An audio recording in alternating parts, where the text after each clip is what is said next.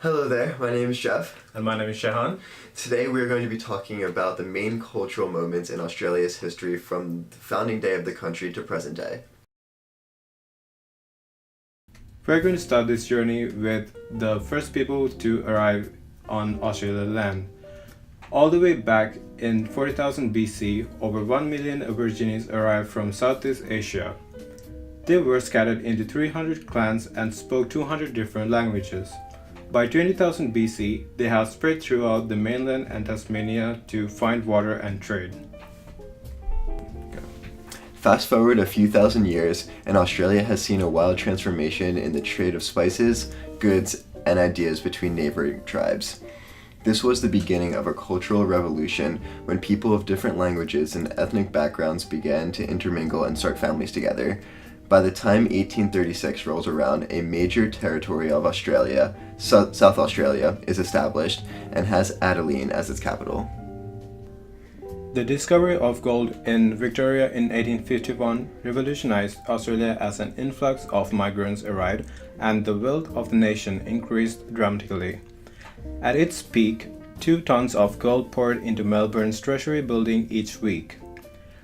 Convict colonies were transferred into modern cities, and Australia's multicultural identity began to take roots as these major, relatively urban areas began to develop.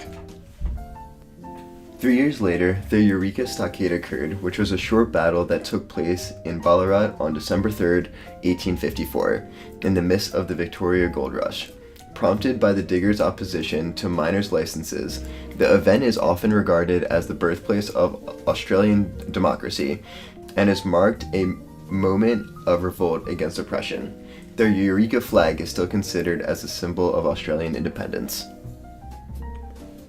The democratic agenda was pushed further when, in 1856, Australia becomes the first country to introduce the secret ballot or Australian ballot for elections.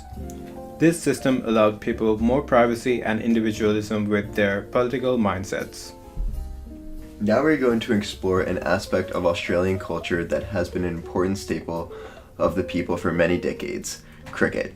In 1877, Australia and England played the first ever cricket test match in Melbourne. This was the birth of cricket teams and professional leagues around the world and allowed the people of Australia to come together for a common sporting cause. Cricket was not the only event to bring Australians closer together.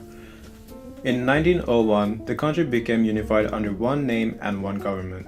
The Commonwealth of Australia formed on January 1st and united the British colonies of Queensland, New South Wales, Victoria, Tasmania, South Australia, and Western Australia as the collective states of the Commonwealth of Australia.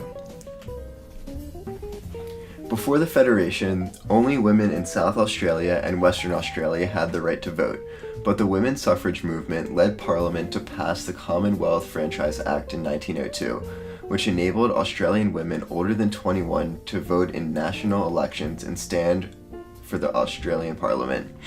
It was one of the earliest gender equality movements of Australia. Later in the 20th century, one of the biggest events in Australia was the 1956 Melbourne Olympic Games. This was an extremely prosperous time for Australian economy and also allowed many Australians a taste of foreign culture, which later became incorporated into their business, workplaces, and food. In 1975, the Whitlam government introduced Medibank, which became Medicare in 1984. Medicare is a Commonwealth-funded universal healthcare system which covers bulk billing general practices, hospital treatments, and subsidized prescription medication for all Australian citizens and permanent residents. The system is regarded as one of the best in the world and has allowed lower to middle-class Australians the chance to receive world-class care that they otherwise would not have had access to. On April 28, 1996, a lone gunman killed 35 people and injured 23 more at the Port Arthur Historic Site in Tasmania. It was the deadliest shooting rampage in Australian history, and in response, the government introduced tight gun control laws that are among the strictest in the world.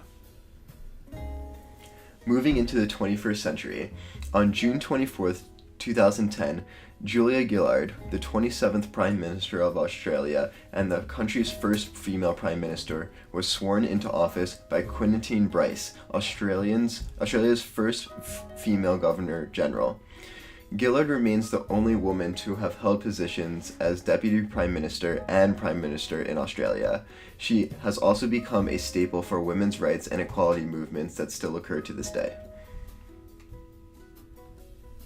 Present-day Australia is extremely diverse. 92% of people are Caucasian, 7% are Asian, and only 1% are Aboriginal.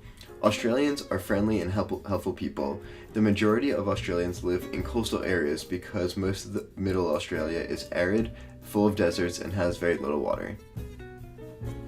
Many videos that we see about Australia shows a beach culture, and that is because going to the beach on weekends is a very popular activity in Australia.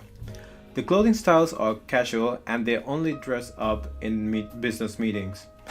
The environment is an extremely important topic and many preservation efforts are in place to keep natural areas beautiful. And we're back. Thank you so much for watching, and we hope that our brief summary about Australia's history has given you some insight into the development of the home culture from the founding of the country to the present day.